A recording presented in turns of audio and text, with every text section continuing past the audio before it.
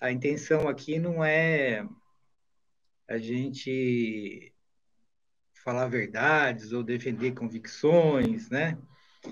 É a gente trocar ideias, reflexões, estimular as reflexões a partir de uma fala, de um tema, onde nós vamos discutir, nós vamos refletir. E hoje nós vamos falar sobre a psicomotricidade, o professor ensinador e o professor terapeuta.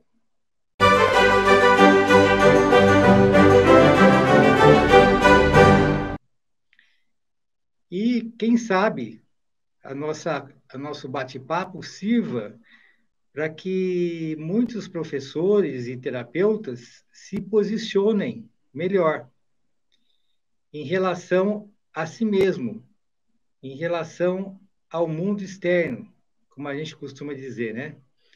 A gente costuma dizer assim, que a psicomotricidade é o mediador entre o mundo interno e o mundo externo. Então, às vezes, a gente tem uma identidade interna que muitas vezes não bate com o que a gente encontra no mundo externo. E é mais ou menos sobre isso que a gente vai falar hoje. Como culturalmente essa coisa vem se desenvolvendo em relação ao professor e em relação ao terapeuta. Então vamos lá. A psicomotricidade, o professor terapeuta e o professor ensinador. Ou o professor ensinador e o professor terapeuta. Eu estou fazendo uma distinção aí meio provocativa, né? Não é à toa, é para que a gente comece a refletir sobre essas possíveis diferenças e como essas diferenças foram construídas ao longo da história.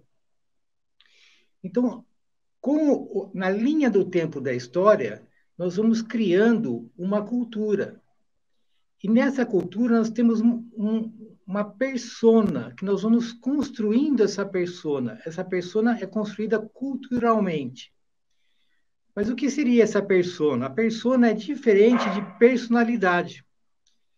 A persona, esse termo persona vem do teatro grego antigo, onde os atores colocavam máscaras para representar temas universais, grandes questões da humanidade. Então, eles colocavam a máscara para ficar bem claro que eles não estavam tratando de temas pessoais, referentes a personalidades, muito menos a personalidade do próprio ator, mas sim a questões amplas, a questões coletivas, a questões universais da humanidade. Então, ele colocava aquela máscara. E essa máscara chama persona, que é o símbolo do teatro, né? Tem aquelas duas máscaras, uma máscara sorrindo e outra máscara chorando, que essas máscaras é a persona. Em psicologia, a gente costuma dizer assim, que essa persona representa um papel social. Você não é exatamente aquela persona. Nós temos a nossa personalidade, nós vestimos essa persona a hora que nós vamos representar algum papel social. Então, nós representamos vários papéis. Por exemplo, como pai, como filho, como marido, como esposa, como aluno, como professor. Cada hora a gente veste uma persona e representa aquele papel. Ao mesmo tempo que existe no social, no coletivo, uma expectativa em relação a cada pessoa. Em relação ao profissional, professor, e ao profissional terapeuta, existe uma expectativa de comportamento que se espera dessa persona. Então, quando a pessoa se apresenta como professor e se apresenta como terapeuta, existe já uma expectativa em relação àquela persona. Aquela pessoa que vestiu o papel de professor. Aquela pessoa que naquele momento está exercendo aquele papel de terapeuta. Então, existe uma expectativa que é uma construção coletiva, uma construção social, uma construção cultural, que forma essa persona durante a linha do tempo. E hoje nós temos, aqui no Ocidente, uma certa expectativa em relação a essas duas pessoas. Por exemplo, o professor, se a gente for pegar lá no comecinho, existia a figura do pedagogo. O pedagogo era aquele educador que ia acompanhar o seu pupilo e ia orientá-lo no seu desenvolvimento integral. Ia falar sobre várias coisas, dar orientações de ética, de comportamento, de coisas de astrologia, de filosofia, de coisas práticas da vida, enfim. O pedagogo é aquele que vai dar essa orientação. É o educador que vai acompanhar o seu pupilo e vai dar toda essa orientação para o desenvolvimento integral do indivíduo, do seu assistido. Essa era uma persona do pedagogo, que conforme for passando o tempo, e agora estou falando didaticamente, nós fomos construindo uma persona de um professor ensinador. Então, o professor passou a ser aquele indivíduo que vai ensinar alguma coisa ao seu aluno. Depois, foi sendo alterado essa persona, nós fomos construindo diferentemente essa persona, e foi evoluindo, foi se transformando melhor, para uma questão do professor ensinador, que vai ensinar alguma coisa, que vai ensinar um conteúdo para o seu aluno. Então, o professor passou a ser aquele indivíduo, aquela persona, que vai ensinar o seu aluno. Depois, eu estou observando, isso já é uma perspectiva minha, principalmente, né, minha, que eu estou falando na minha perspectiva, então estou assumindo todos os equívocos, né, dessa perspectiva, porque é uma perspectiva particular, que está evoluindo nós estamos evoluindo ou se transformando essa persona do profissional educador, do professor, para o professor terapeuta. Então, vamos ver uma coisa interessante aqui. Às vezes, se a gente perguntar para os professores, por exemplo, por que você quis ser professor? Qual o impulso que te leva, o que te motiva a ser professor? Muitas vezes, a gente observa que isso é uma vocação. A pessoa não sabe muito bem explicar. É uma coisa que nasceu com ela. Ela já nasceu com aquela vocação, olha, quero ser professor. Eu nasci para ser professor. É uma vocação inata. A pessoa já nasce com ela. Só que ela nasce com uma ideia do que é ser professor. Na cabeça dela, ela quer ser professor, mas ela quer ser um determinado tipo, um perfil específico de professor. E quando ela vai para a prática do nosso mundo externo, de repente ela não encaixa. Aquela persona não encaixa perfeitamente naquela ideia, na ideação que ela tinha, que era formada para aquela vocação inata de ser professor.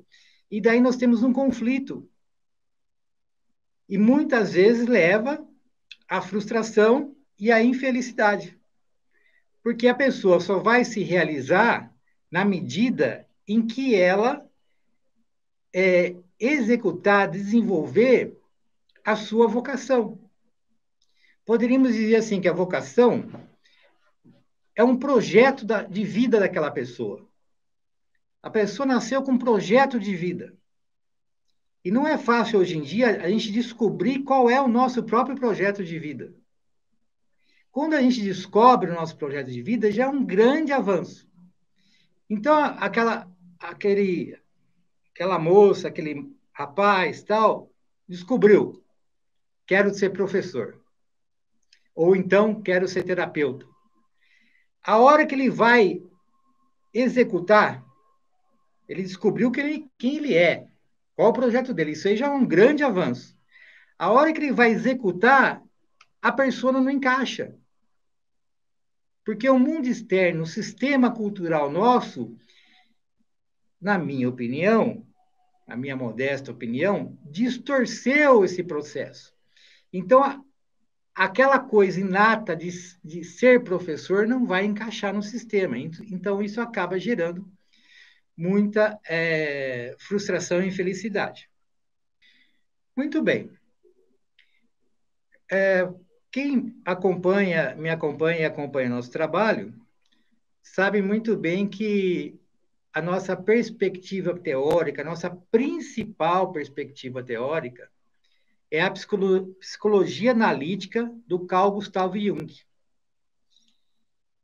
E, e olha que interessante, eu estava pensando no que eu ia trocar com vocês aqui nessa live, e assisti um vídeo, reassisti, que já assisti várias vezes, mas não tinha me atentado justamente porque o Jung fala exatamente, quer dizer, ele fala disso que nós estamos comentando. Como é que foi que ele resolveu ser médico? Como que ele se descobriu? Que é bem interessante para nossa para trazer isso bem para a prática, né? Com depoimento de nada mais, nada menos do próprio Jung, do próprio Carl Gustav Jung. E por que eu vou falar isso para você? Para você ver, já pensar se isso tem alguma coisa a ver com você, ou com alguma pessoa que você conheça, se isso faz sentido. Daí você vai colocando para mim aqui, por gentileza. Então é o seguinte, o Jung estava dando uma entrevista e o repórter começou a fazer perguntas desde o começo lá da vida dele. Então foi caminhando numa linha de tempo. Até que ele chegou e fez a seguinte pergunta para o Jung. Ele perguntou o seguinte: indo para o próximo estágio da sua vida, porque ele estava fazendo perguntas sobre estágios, né, da vida do Jung. Ele perguntou assim: indo para o próximo estágio de sua vida, o que o fez decidir tornar-se médico? Olha que interessante. Da onde veio isso, né? Em que momento? O Jung, muito precoce, né? Vamos ver que ele respondeu. Daí o Jung falou o seguinte, abre aspas. Foi primeiramente uma escolha meramente oportunista. Você veja que o Jung é bem sincero. Eu sou fã do Jung. Inclusive, ele tem uma fala muito sensata, né? Muito humilde assim em relação ao trato com o conhecimento, ao trato dos mistérios da psique, né? Ele não fala, eu sei que é assim que funciona, não, tudo depende, vamos ver, vamos, né? Tá parecendo que é assim, mas vamos caminhar mais. Então ele fala assim: foi primeiramente uma escolha meramente oportunista. Originalmente eu queria ser arqueólogo, egiptólogo. Egiptólogo é aquele que estuda a cultura egípcia. Olha só que interessante. Mas não tinha dinheiro. Os estudos eram muito caros. Então, meu segundo amor era a natureza, principalmente a zoologia. Você vê que o Jung também gostava dos animais, né? Gosta dos animais. Comecei meus estudos e me inscrevi na Faculdade de Ciências Naturais. Então percebi que carreira que escolhi me faria ser um professor. Então ele começou a estudar na Faculdade de Ciências Naturais, ele falou, opa, aqui o que vai sobrar para mim? Vou virar professor. Nunca pensei que fosse conseguir concluir, pois eu não tinha dinheiro algum. Então, vi também que isso não suprinha as minhas expectativas, sabe? É o que ele responde. Então, ele começou a perceber que não era bem aquilo que ele queria. Olha só, quantos professores estão cursando a faculdade porque veio aquele impulso inato de ser professor, mas o que foi apresentado para ele, o que é ser professor, começa a não bater muito com aquilo que ele tem dentro dele. E daí começa a falar, é isso mesmo para ser professor? Mas eu achava que era outra coisa, e começa a não conectar. Como aconteceu aqui com o Jung, né? E olha só o que ele fala aqui. Eu não queria me tornar um professor. Lecionar não era o que eu estava procurando. Então me lembrei que meu avô havia sido um médico e soube que, estudando medicina, eu teria uma chance de estudar as ciências naturais e me tornar um médico. E um médico pode se desenvolver, ter prática, escolher a sua especialidade. Em outras palavras, eu tinha mais chances do que sendo um professor. A ideia de fazer algo útil aos seres humanos apareceu para mim. Olha só, eu vejo muito isso, porque, inclusive, com os nossos professores que vieram trabalhar comigo, eles chegaram a falar isso claramente. Olha, eu estava desistindo da faculdade. Agora que eu me descobri aqui que nosso trabalho tem um viés forte terapêutico, agora eu descobri que é isso que eu quero. Daí ele até se animou a se formar. Porque ser terapeuta é ajudar as pessoas. E ser terapeuta, numa visão grega, dos gregos antigos, é aquele que cuida, que serve, que cuida do corpo, mas também cuida da alma. Então, cuida do indivíduo como um todo, do indivíduo integral. Cuida do corpo do indivíduo, mas também cuida daquilo que é mais sagrado, que é a alma humana, dizem os gregos, né? E aqui o Jung falou assim: puxa vida, ser professor, eu vou, entre aspas, só dar aula. Eu quero mais que isso. Eu quero ajudar as pessoas, eu quero desenvolver as pessoas, eu quero promover o desenvolvimento das pessoas, quero desenvolver cura, eu quero fazer um trabalho de profilaxia, eu quero fazer um trabalho que promova o desenvolvimento de quem não tem nada, não tem nenhum problema. Eu quero ver isso, eu quero me sentir importante dentro dessa vocação que eu nasci. Então, esse professor é o professor mais voltado com viés terapêutico, e não simplesmente um professor ensinador. Simplesmente, eu estou falando aqui, não em termos depreciativos, pelo amor de Deus. Eu estou falando, estou tentando construir um raciocínio, um pensamento reflexivo. Tá bom? Não se trata de julgamentos, mas só para um pensamento reflexivo para nosso estímulo, para que nós pensemos. Então, o que eu imagino assim, que talvez existam muitas pessoas frustradas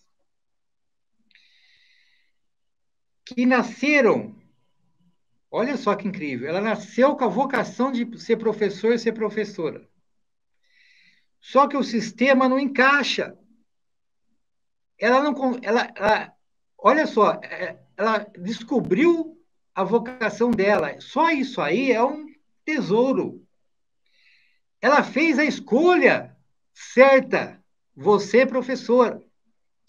Ela foi parar numa escola. Ela está no lugar certo. Mas não encaixou. O sistema não. Daí ela fica frustrada e infeliz. Olha, eu tive uma experiência. Eu dei muitas palestras e e palestrinhas nas aulas, nas reuniões de, de supervisão dos professores.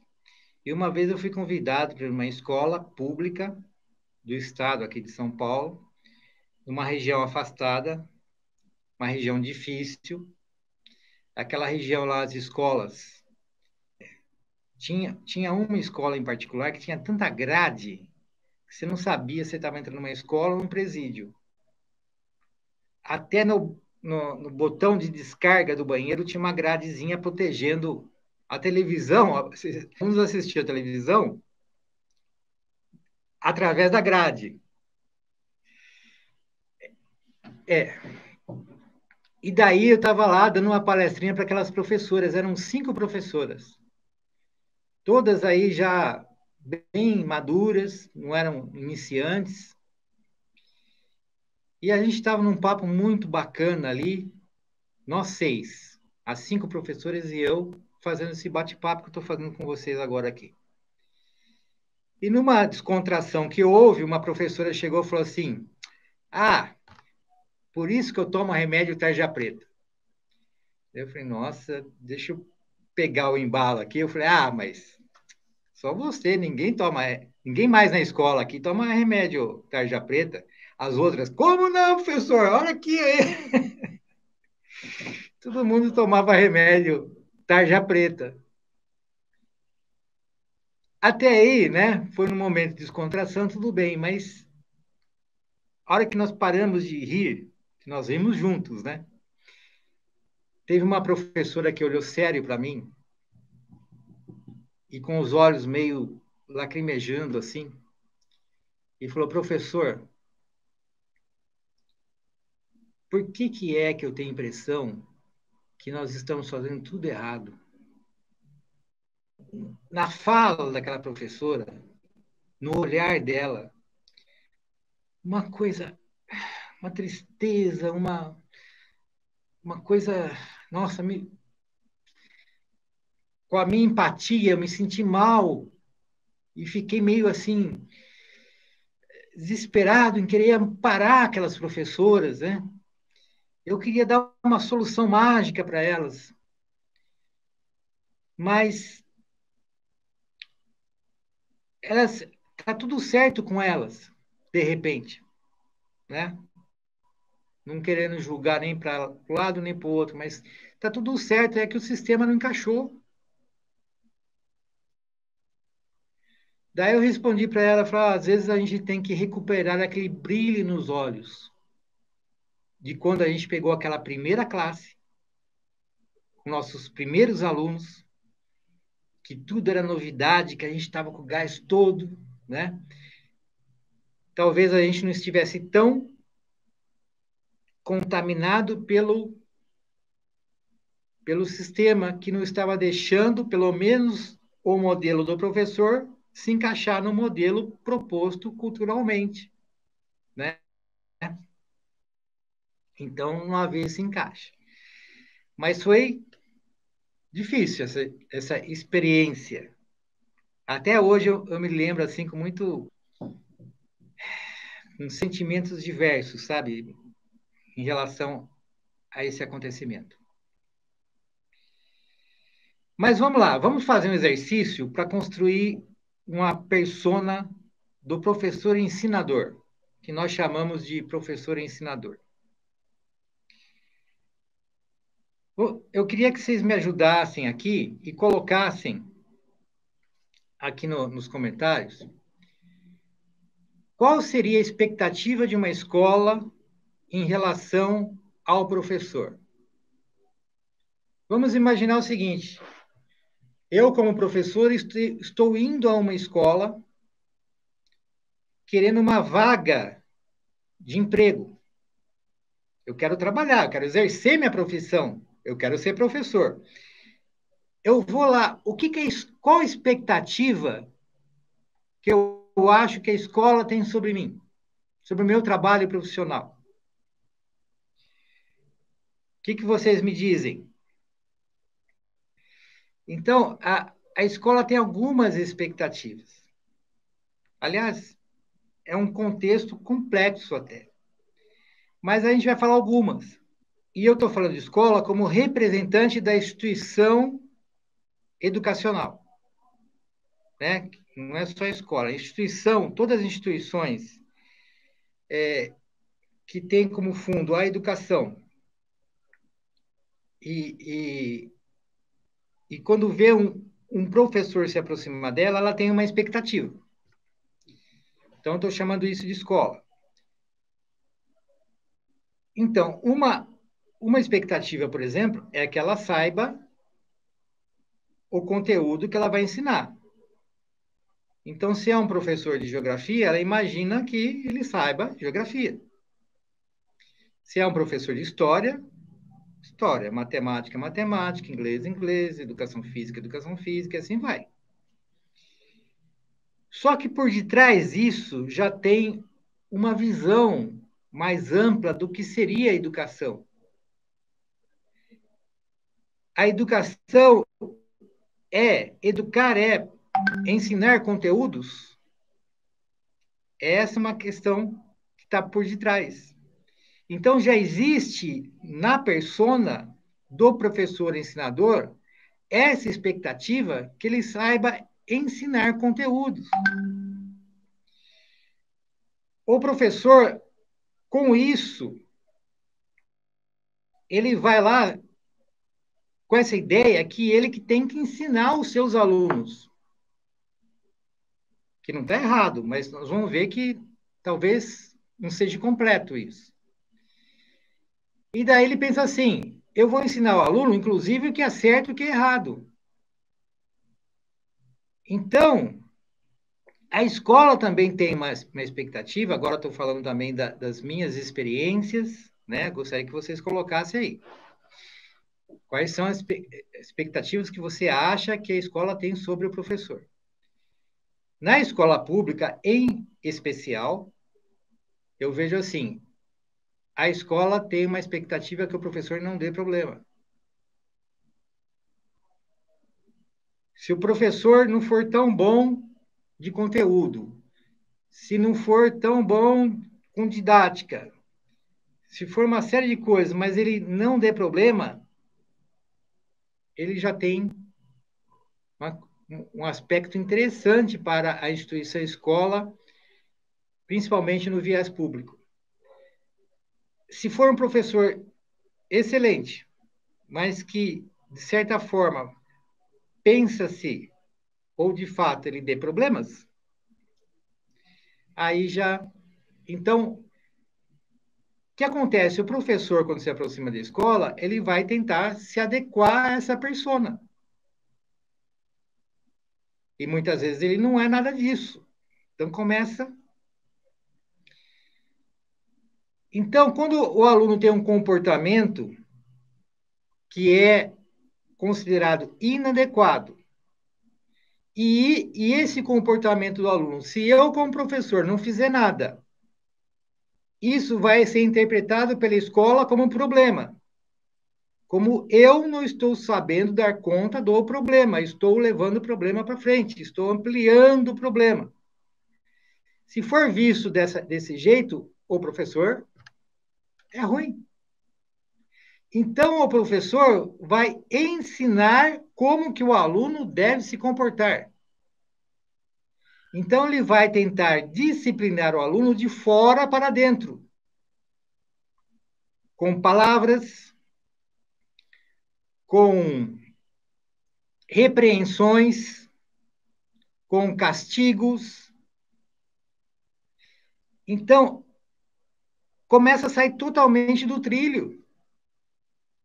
De repente, aquela ideia que aquela pessoa nasceu de ser professor, ela fala assim, pô, mas não era isso. Não era nada disso que eu queria. Eu queria ser professor.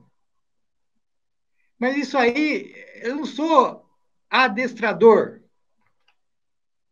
Primeiro que eu não consigo me encaixar na persona. O aluno não consegue se encaixar na persona dele. Porque a escola também tem uma expectativa em relação ao aluno. Então, nós temos um professor, ensinador, que não dá problema, e de repente tem um aluno lá, que também é um aluno inteligente, que aprende tudo rápido, que não dá problema, disciplinado, quietinho, obediente. São duas personas nesse mundo imaginário. Daí, quando nós colocamos pessoas de verdade nessas posições, as peças não se encaixam. E para se encaixar, porque, veja bem, eu como professor penso assim, puxa vida, mas eu preciso do meu ganha-pão. Eu preciso trabalhar, preciso ganhar dinheiro. Então, eu não estou satisfeito aqui porque não encaixou a persona, mas a gente vai levando. Isso vai passando 1 ano, 2 anos, 3 anos, 10 anos, 12 anos, 30 anos. Daí essas professoras estão lá numa reunião e eu chego para dar aula não, para fazer um bate-papo lá com elas. E elas me perguntam, professor, estamos fazendo tudo errado. O que você me dá um socorro? Porque o sistema ele não se encaixa.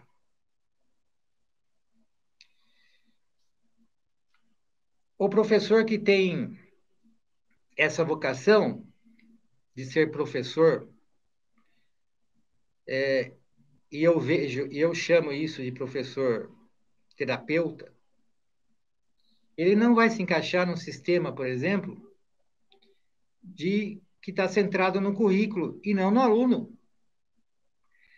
Imaginem aquela fala do Jung.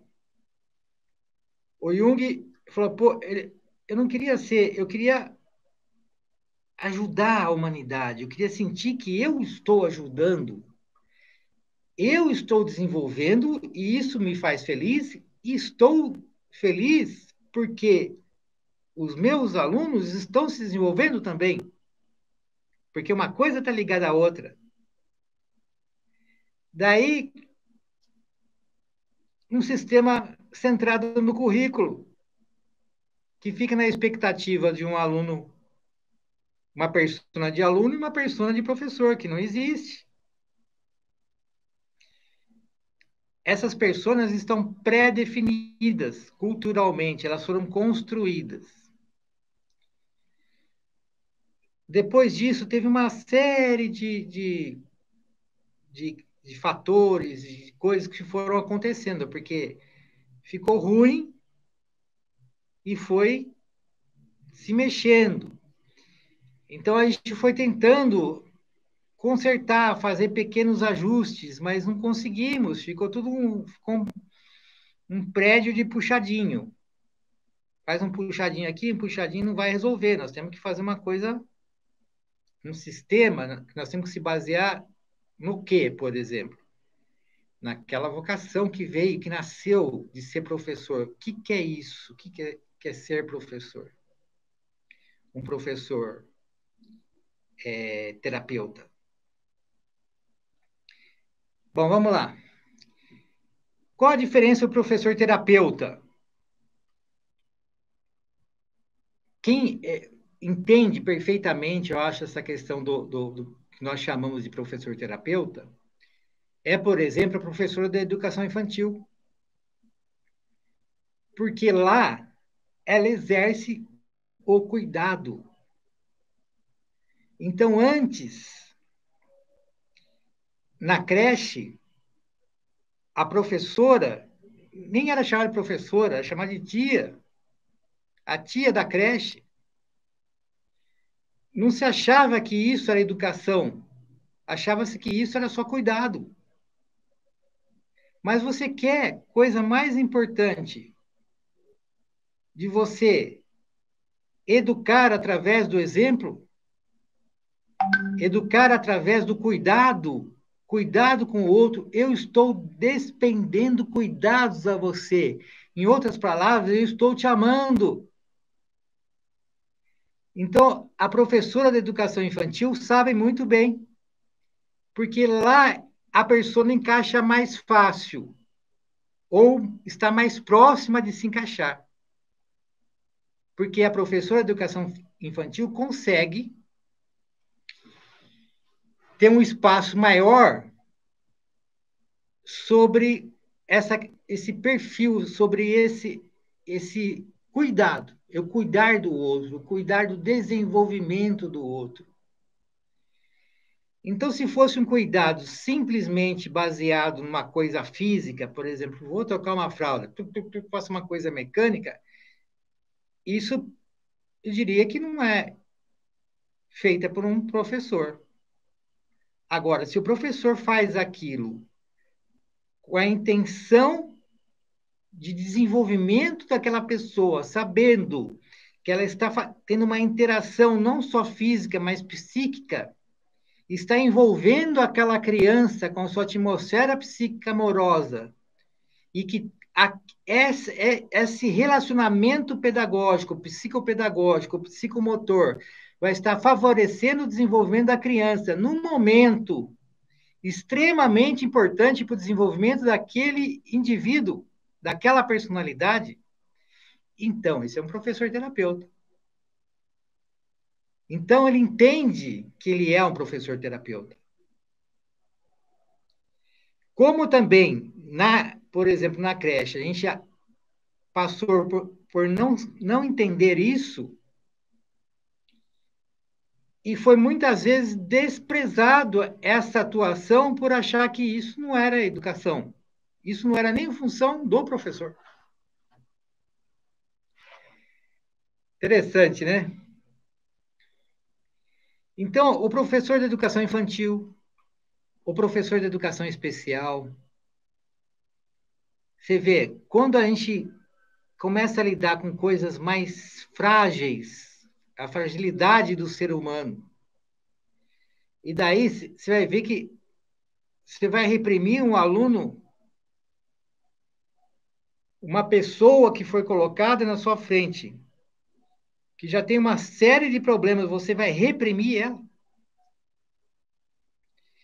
Agora, se você for promover o desenvolvimento dela, através da sua atuação, na medida que você a ajude a resolver seus conflitos internos, é de dentro para fora, que você ajude ela a desenvolver o seu corpo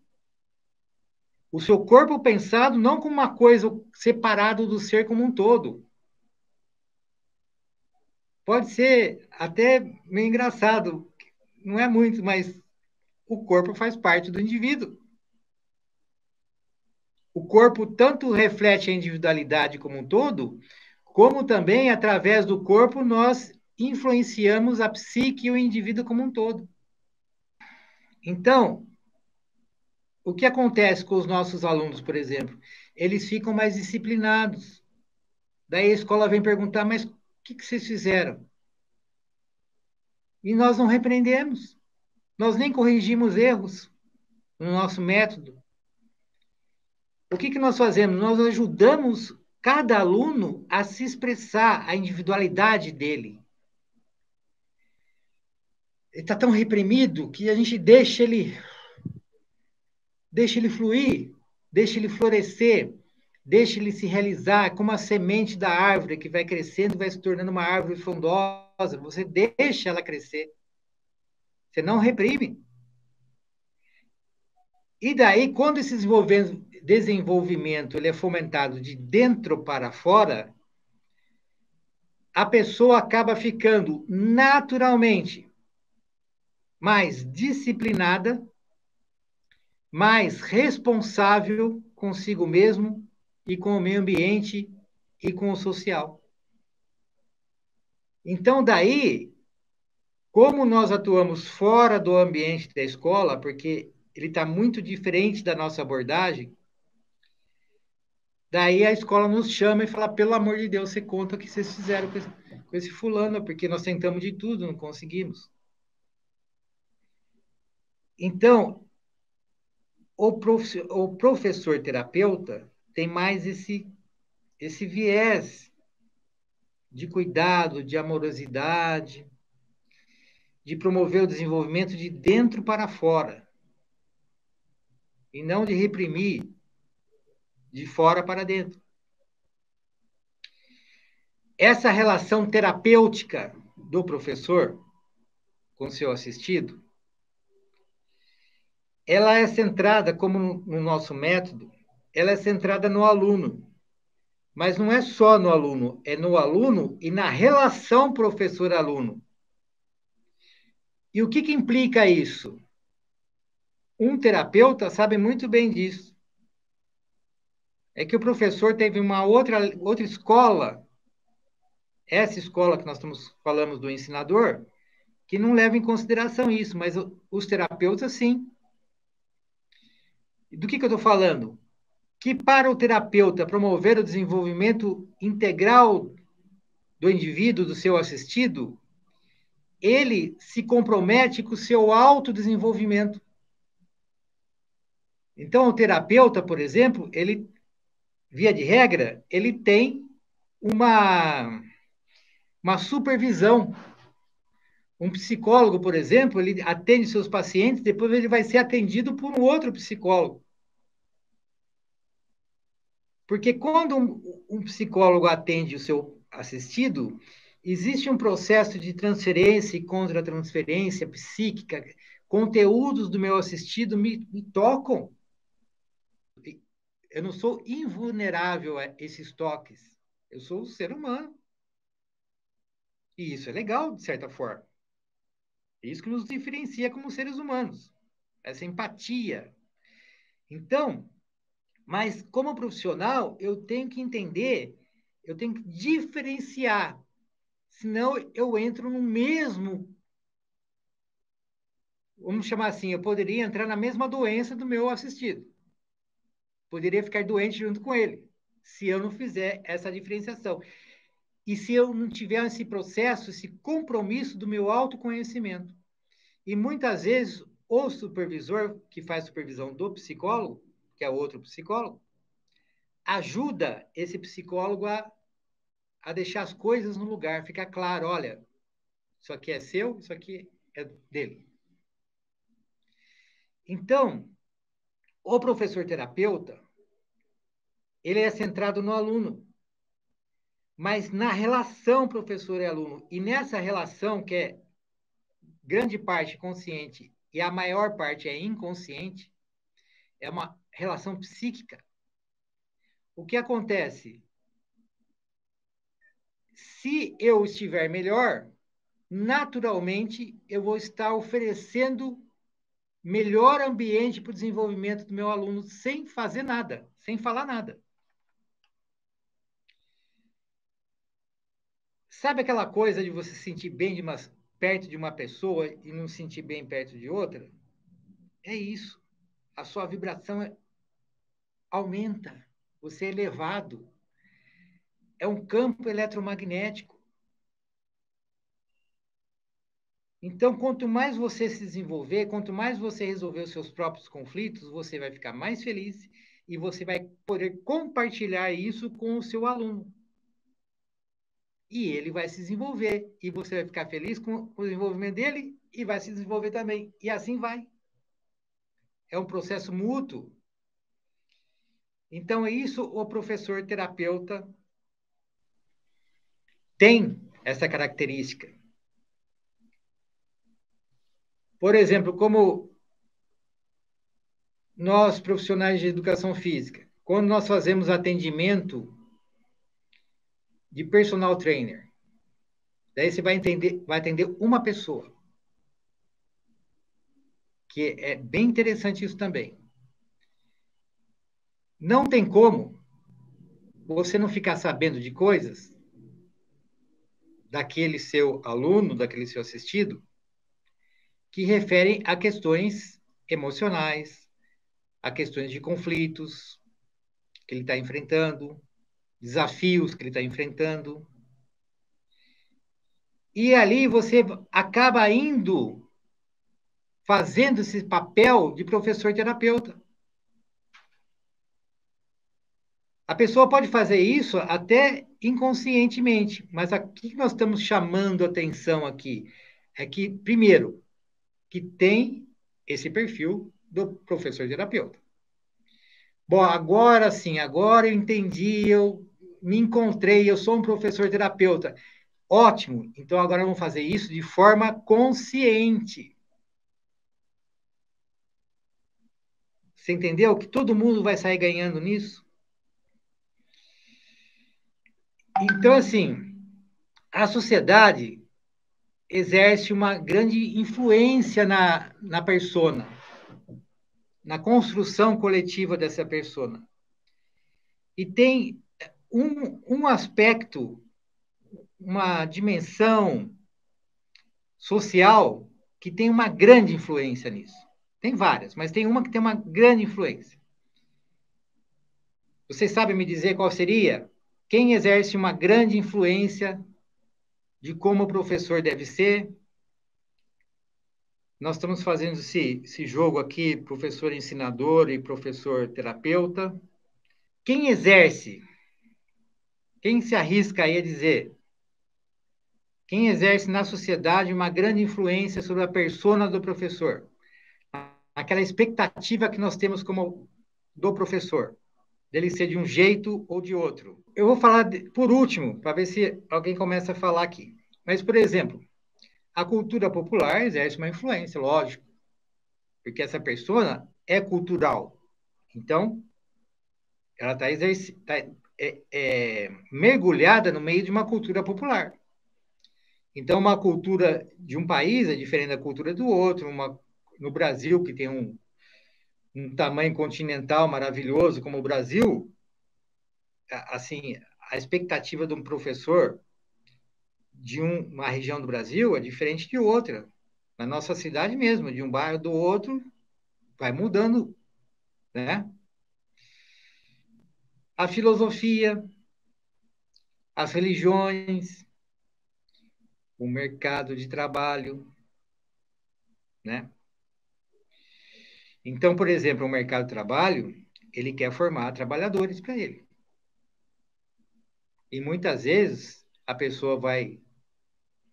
Eu acho que você já deve ter conhecido alguém que trabalha numa coisa que não gosta. Tem vocação para ser músico e virou engenheiro, né?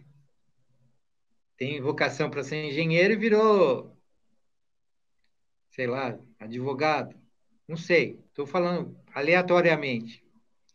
Mas o que é mais importante é que o mercado de trabalho exerce uma influência muito grande, porque eu preciso ganhar para minha subsistência. Então, de repente, é isso que o mercado fala.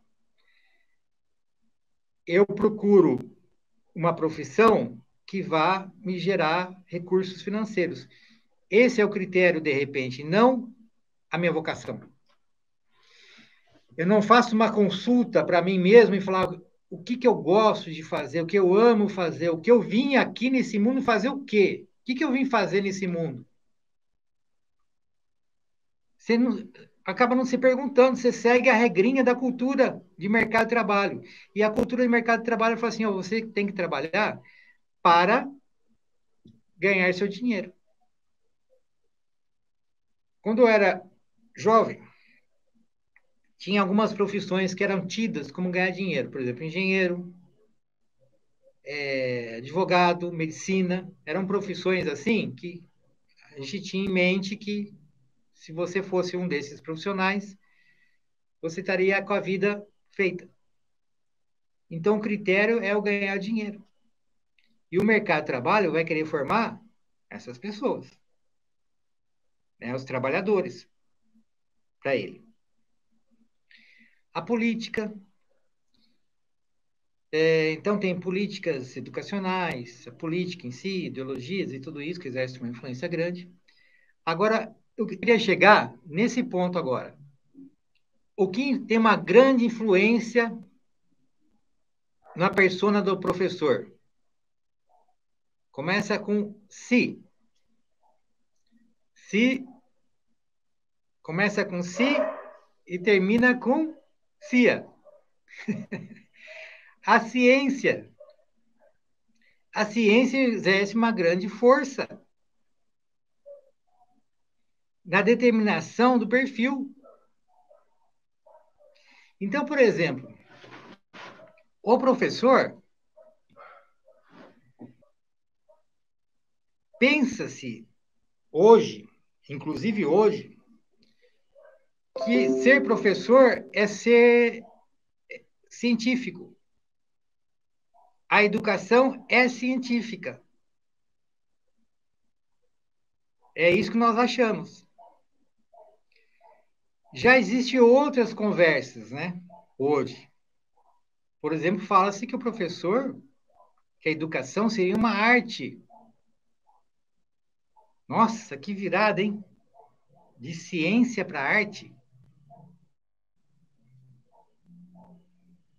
Olha, eu lembrei de um caso uma vez, vou compartilhar com vocês aqui.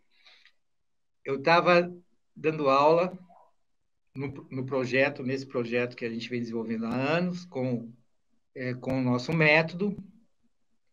Então, implantamos lá num clube social, aqui na minha cidade, que é Campinas. E eu estava com vários dos meus alunos, porque nós temos o momento individual e o momento coletivo. Num desses momentos coletivos, nós estávamos na beirada de uma cama elástica. E eu tinha alunos bem diversos, cada um com suas características. E daí, os alunos iam pular um pouquinho na cama elástica e iam fazer o que eles quisessem. Quisessem caminhar, quisessem rolar, quisessem saltitar, eles faziam o que eles queriam. Só que se formou mais ou menos uma fila ali, um pouquinho cada um, né? E foi indo os alunos, até chegou na hora de um aluno que ficou por último, que era um aluno meu, que era síndrome de Down, que era tido clinicamente como síndrome de Down. Nós não gostamos de chamar o aluno pelo diagnóstico clínico, nós gostamos de chamar pelo nome. Nós não lidamos com diagnóstico clínico, nós lidamos com caracterização do aluno. Diferente. Então, mas só para a gente entender, esse aluno estava ali e chegou a vez dele e não ia. E esse aluno, para vocês terem uma ideia, quando ele chegou para mim lá, ele não andava sem dar mão. Porque ele dava um passo sem dar mão para outra pessoa, ele caía feito árvore no chão, com o nariz no chão. Ele não conseguia andar. E depois de um trabalho que a gente fez durante um bom tempo, ele estava correndo, dominando bola. E ele chegou nesse momento que ele estava ali na beirada da cama elástica. E ele não queria ir, mas ele já tinha ido na cama elástica, ele já tinha feito atividades lá. Daí me veio uma intuição na hora. Falei, já sei. Ele não quer ir porque ele está com vergonha. Sabe quando vem um pacote na sua cabeça? Puf, você capta assim?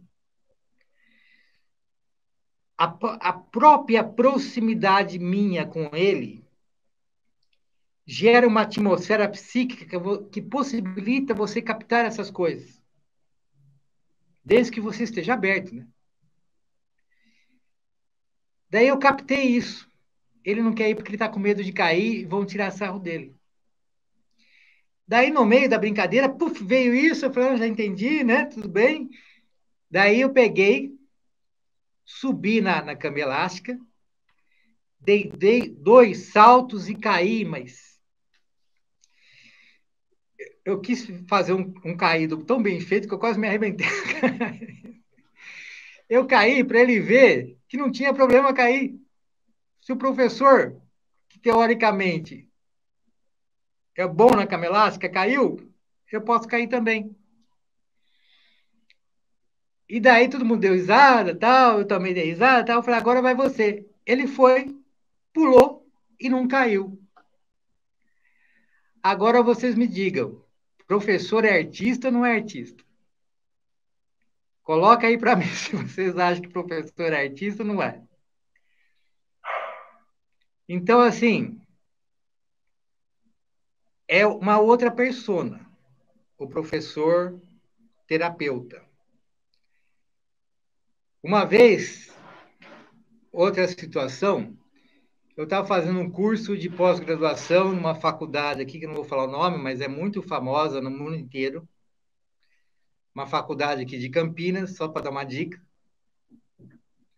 E daí teve uma hora que tinha que apresentar o trabalho lá, fazer uma prévia do trabalho para os professores que estavam nos orientando.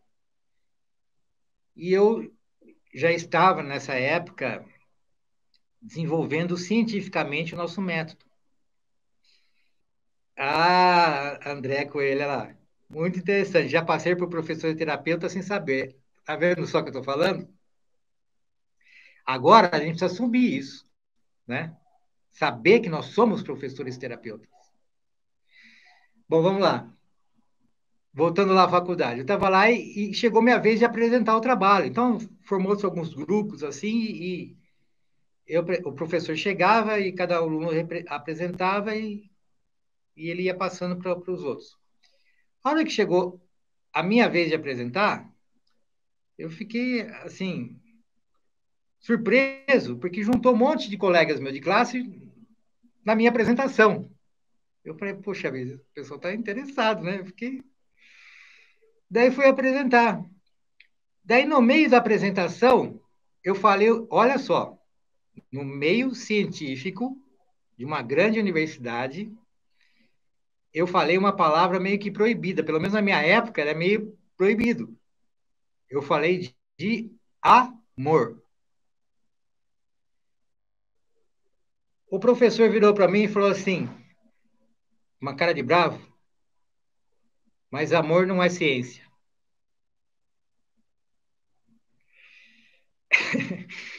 Tudo bem? O que eu vou falar? Então, a gente tem essa ideia. A ciência, ela criou uma persona. Você imagina a ciência cria uma persona que fala que o amor não faz parte da relação professor e aluno.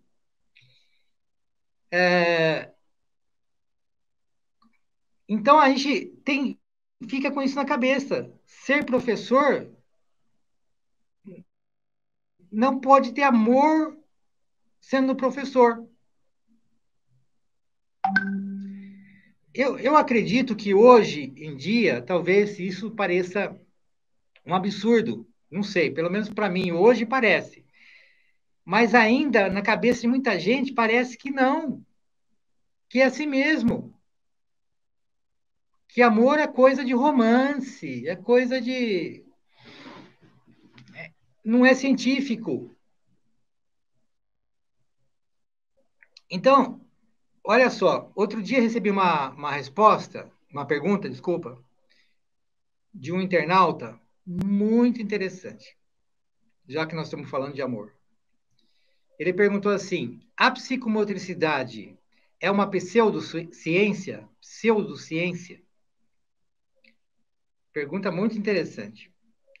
E eu respondi assim para ele: olha, a motricidade humana é considerada ciência. Por quê? A motricidade humana, eu estou falando do movimento corporal do corpo.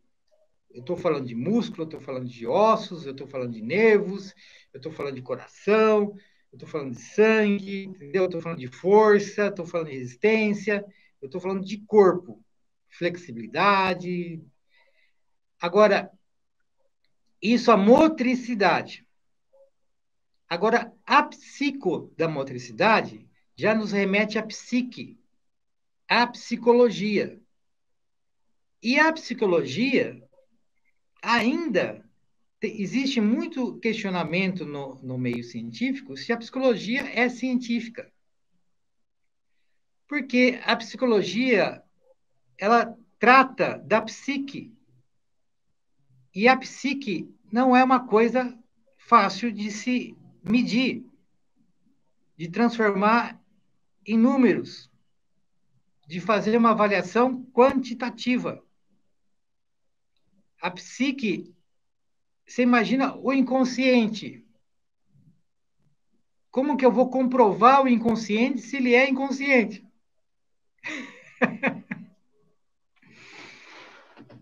Difícil, né? Mas a gente sabe que o consciente existe pelos reflexos, e por outros parâmetros que estão surgindo agora, com a mecânica quântica. Então, está surgindo estamos desbravando o ambiente subatômico,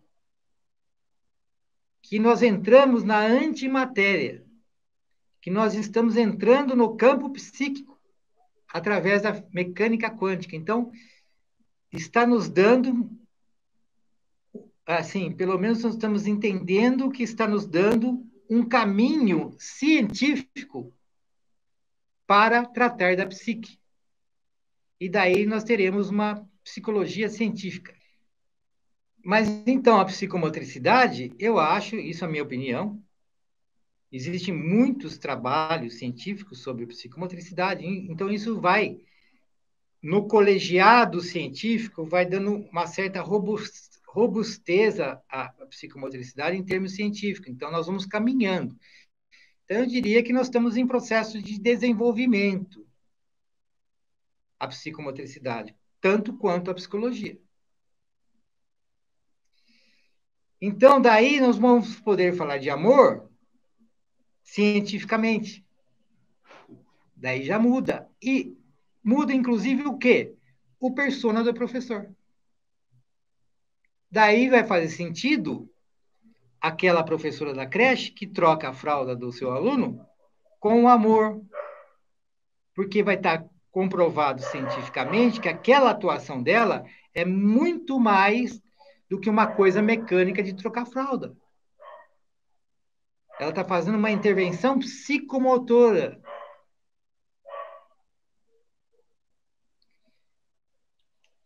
Já o professor terapeuta, por isso, ele não é ainda muito visível, muito claro essa atuação, muito devido à falta de mecanismos da própria ciência. Então, o método científico, ele tem, assim, como compromisso assegurar, garantir aquele conhecimento e aquele método científico. Então, ele acaba se restringindo pelo próprio método.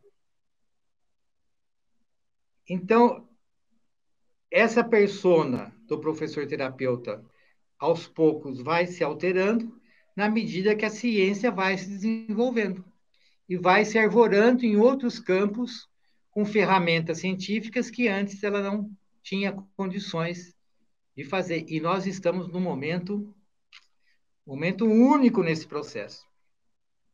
Então, o professor ensinador do ensino básico, educação especial e psicomotricista, eu acredito que ele, aos poucos, ou talvez não tão aos poucos, ele vai deixando de ser um professor ensinador para ser um professor terapeuta. Porque não vai fazer mais sentido para o professor de criança pequena, de crianças até 10, 15 anos, ser um professor ensinador. Ele vai ensinar conteúdo para essas crianças? Olha, eu tive um aluno de 5 anos de idade. 5 anos de idade. Que era tido como que tinha dificuldade de aprendizagem pela escola. E esse aluninho, eu estava num clube e apareceu uma borboleta. Ele olhou para a borboleta e falou assim, professor, essa borboleta, eu não me lembro agora, mas ele falou o nome científico da borboleta e começou a dar explicações sobre a borboleta. Isso porque ele tinha dificuldade de aprendizagem. E eu falei para ele, mas escuta aqui, aonde você aprendeu isso? Discovery Channel. Falou, oh, desculpa aí. Ele viu na Discovery Channel. E você vê que hoje nós temos internet, nós temos televisão, e a borboleta é mostrada com efeitos especiais, com computação gráfica, com detalhes, com zoom, com amplia, com vira. É um conhecimento profundo sobre a borboleta. Ele não precisou de um professor. Ele precisou assistir a televisão. Aliás, ele ensinou o professor dele, que era eu. Mas ele precisa do professor terapeuta. Esse é insubstituível. Porque nós mexemos com justamente aquilo que a ciência não conhece até agora, que é a psique, que é o amor. Então, nós vamos ajudar o professor terapeuta no desenvolvimento integral daquele indivíduo. E vamos deixar cada vez mais de ser professor ensinador para ser professor terapeuta.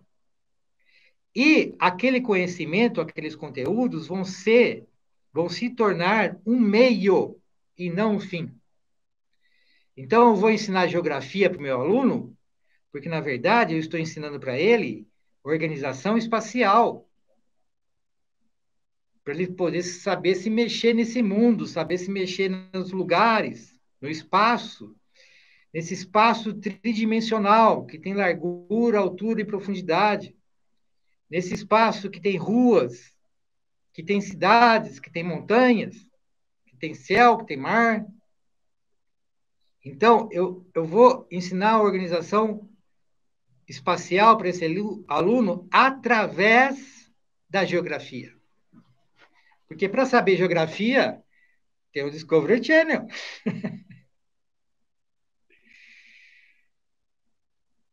Ai, meu Deus do céu. Eu fico lembrando das coisas. É muito legal ser professor, né? E o professor ensinador, eu acho também que ele não vai sumir. Mas ele vai se aprimorar. E talvez ele funcione melhor como ensinador para as coisas mais técnicas, mais profundas, mais específicas. Mais para um público que já atingiu a maturidade. Então, ali, o cara da faculdade, né? O cara da pós-graduação, o cara da. Né? Fazer de conta que já está assim, né? Então, então, esse professor ensinador vai ensinar coisas muito mais técnicas, muito mais especializadas, coisas assim que talvez não tenha ainda na Discovery Channel, que talvez ainda não tenha na internet, porque a internet está uma maravilha, né? Uma maravilha. Então, mas mesmo assim, esse professor mais técnico, ele não vai perder de vista o viés terapêutico dele. Porque faz parte do processo de ensino-aprendizagem. Você imagina um professor muito técnico, muito conhecedor de um gênio. Ele pega um aluno que é um gênio, mas é temperamental. Se ele quiser ensinar coisas para esse aluno gênio e temperamental, ele vai ter que ter o viés terapêutico. Agora, se ele quiser ser só um professor ensinador, talvez nem dê samba. Talvez não vá haver ensino e aprendizagem. Então, assim, eu queria, para terminar, e para ver as perguntas de vocês, com uma frase do Jung, que ele fala assim: queremos ter certezas e não dúvidas, resultados e não experiências, mas nem mesmo percebemos que as certezas só podem surgir através das dúvidas e os resultados somente através das experiências.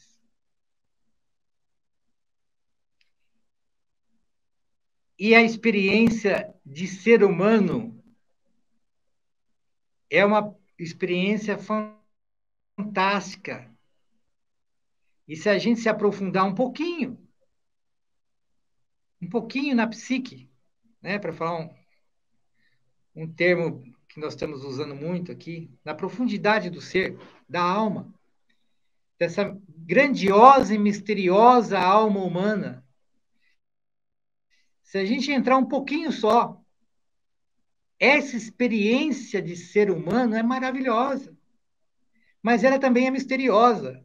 A cada portinha que a gente abre, a gente se depara com um universo imenso na nossa frente. Daí a gente fica extasiado com aquela coisa, e depois a gente passa um tempo conhecendo aquilo, fala, nossa, que maravilha, acabou. Daí a hora que você chega um pouco mais para frente, você fala, nossa, quanta porta tem aqui. Daí você vai abrindo novas portas, e assim vai. É o desenvolvimento em ciclos em espiral que o Jung fala.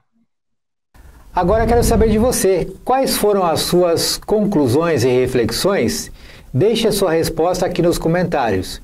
Se você gostou do vídeo, dê seu like, compartilhe nas suas redes sociais e não se esqueça de visitar o nosso site psicomotricidadepositiva.com.br e conhecer o nosso curso Como Prescrever Atividades Psicomotoras. Por enquanto é só, ficamos por aqui, muito obrigado.